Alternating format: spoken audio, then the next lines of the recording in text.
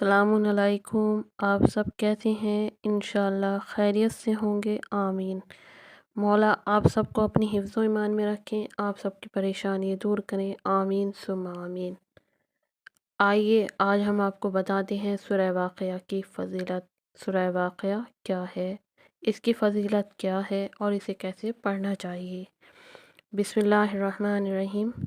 حضرت امام محمد باقر علیہ السلام نے فرمایا کہ جو شخص ہر شب سورہ واقعہ کو سونے سے پہلے پڑھے گا تو جس وقت وہ حق تعالیٰ کی بارگاہ میں حاضر ہوگا اس کا چہرہ 14ویں کے چاند کی طرح چمکے گا۔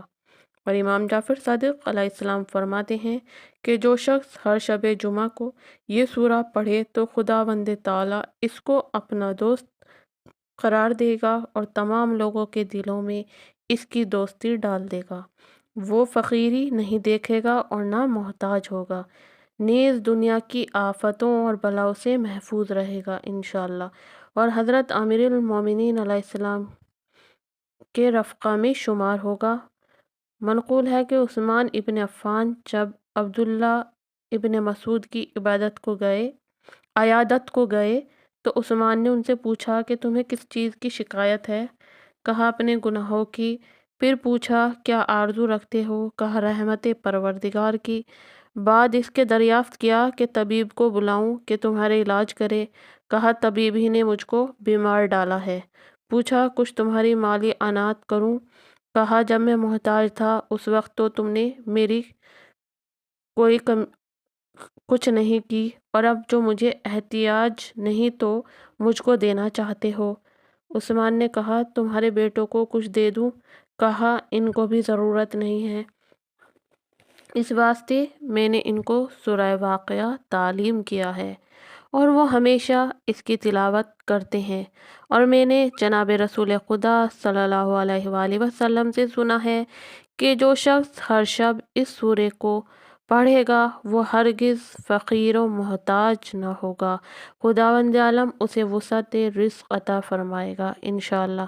سورہ واقعہ شب شنبہ شروع کرنا چاہیے، ہر شب کو 3 مرتبہ اس سورے کی تلاوت کی جائے اور شب جمعہ 8 مرتبہ یا 5 مرتبہ پڑھا جائے۔ جن کو بھی پریشانی ہے، رزق کی تنگی ہے، کوئی مالی حالات پریشان ہیں تو آپ سورہ واقعہ کی تلاوت کریں، یا تو آپ ہر روز 1 مرتبہ پڑھیں، نہیں تو پھر آپ ہر شب کو 3 مرتبہ پڑھیں، اور اس کے بعد آپ شب جمعہ 8 مرتبہ یا 5 مرتبہ پڑھیں تو انشاءاللہ آپ کے رزق کی پریشانی دور ہوگی اور مالی حالات صحیح ہوں گے انشاءاللہ۔ بسم اللہ الرحمن الرحیم۔ اس کا ترجمہ بیان کرتی ہوں میں سورہ واقعہ کا۔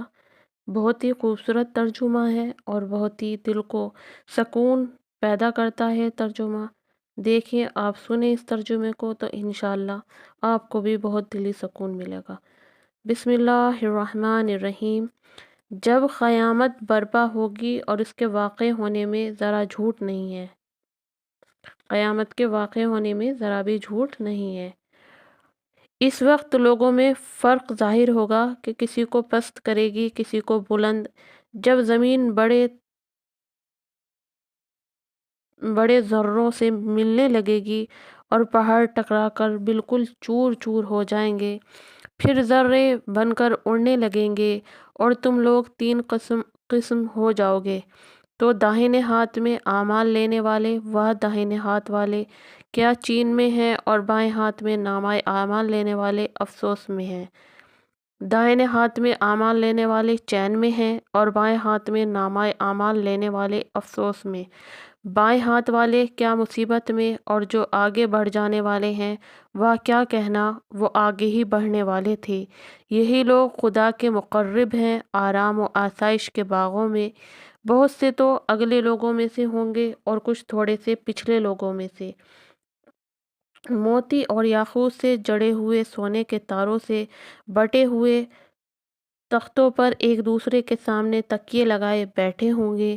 نوجوان لڑکے جو بہشت میں ہمیشہ لڑکے ہی بنے رہیں گے، شربت وغیرہ کے ساغر اور چمکدار ٹوٹی والے کنٹینر اور شفاف شراب کے جام لیے ہوئے، اور ان کے پاس چکر لگاتے ہوں گے جس کے پینے سے نہ تو ان کو خمار سے اور और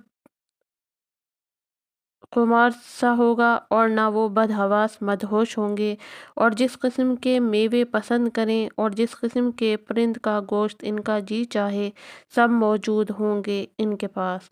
और बड़ी बड़ी आंखों वाली हूरें जिसे एहतियात से रखे हुए मोती हों, ये बदला है उनके नेक अमाल का। वहाँ ना तो बेहुदा बात सुनेंगे और ना गुनाह की बात फहश होगी, बस इनका कलाम सलाम ही सलाम होगा। और दाहिने हाथ वाले, वह दाहिने हाथ वालों का क्या कहना, बेकांटे की बेरियों और लदे गट्टे हुए कीलों और लंबी लंबी छानियों और झरने के पानी और अलगारों मेवों में होंगे, जो कभी ख़त्म ना होंगे। और ना इनकी कोई रोक टोक, और ऊंचे ऊंचे नरम गद्दों के फर्शों में मज़े करते होंगे। इनको वो हूरें मिलेंगी जिनको हमने नित नया पैदा किया है, तो हमने कवारियाँ प्यारी प्यारी हमजोलियाँ बनाया। ये सब सामान दाहिने हाथ में आमाल नामा लेने वालों के वास्ते हैं, और इनमें बहुत से तो अगले लोगों में से और बहुत से पिछले लोगों में से। और बाएं हाथ में नामा आमाल लेने वाले, अफसोस बाएं हाथ वाले क्या मुसीबत में हैं, और दोज़ख की लो और खोलते हुए पानी और काले सियाह धुएं के साए में होंगे, जो ना ठंडा है और ना खुशायद। ये लोग इससे पहले दो दुनिया खूब ऐश उड़ा चुके थे, और बड़े गुनाह शिर्क पर अड़ते रहते थे, और कहा करते थे कि भला जब हम मर जाएंगे और सड़ गल कर मिट्टी और हड्डियां ही हड्डियां रह जाएंगी, तो क्या हमें या हमारे अगले बाप दादाओं को फिर उठना है? ए रसूल, तुम कह दो कि अगले और पिछले सब के सब रोज़े मुअय्यन की मियाद पर ज़रूर इकट्ठे किए जाएंगे, और फिर तुमको बेशक ए गुमराहो झुटलाने वालों, यकीनन जहन्नुम में तो हर एक के दरख्तों से खाना होगा, तो तुम लोगों को इसी से अपना पेट भरना होगा, इसके ऊपर खौलता हुआ पानी पीना होगा, और पियोगे भी तो प्यासे ऊँट का साड़ ऊँट का सार डुगडा के पीना। क़यामत के दिन यही इनकी मेहमानी होगी। तुम लोगों को पहली बार ही हमने पैदा किया है, फिर तुम लोग दोबारा की क्यों नहीं तस्दीक करते?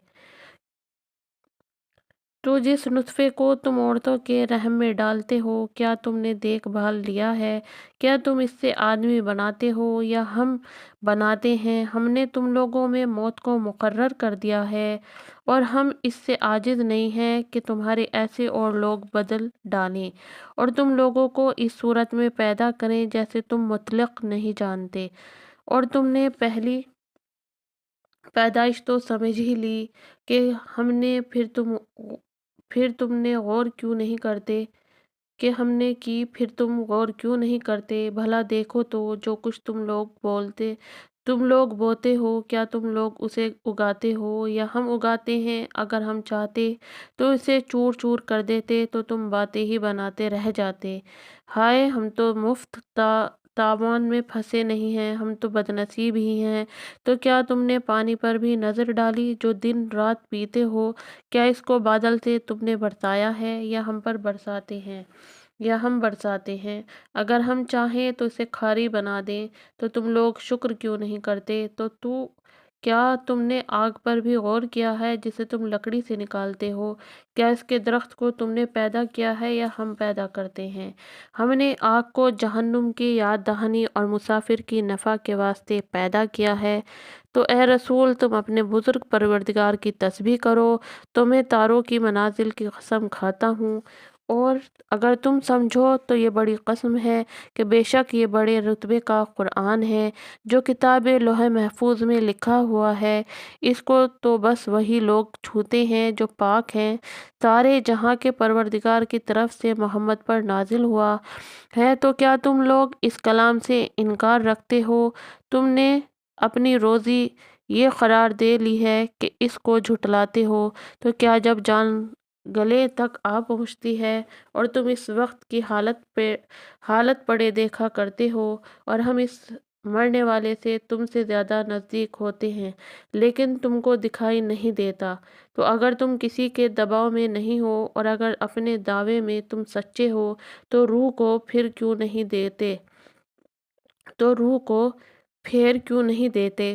بس اگر وہ مرنے والا خدا کے مقربین میں سے ہے تو اس کے لیے آرام و آسائش ہے، خوشبودار پھول اور نعمات کے باغ۔ اگر وہ داہنے ہاتھ والوں میں سے ہے تو اس سے کہا جائے گا کہ تم پر داہنے ہاتھ والوں کی طرف سے سلام ہو۔ اگر جھٹلانے والے گمراہوں میں سے ہے تو اس کی مہمانی کھولتا ہوا پانی ہے اور جہنم میں داخل کر دیتا ہے۔ بے شک یہ خبر یقیناً صحیح ہے۔ تو اے رسول تم اپنے پروردگار کی تسبیح کرو۔ اللہم صلی علی محمد وعلی محمد، صدق اللہ العلی العظیم۔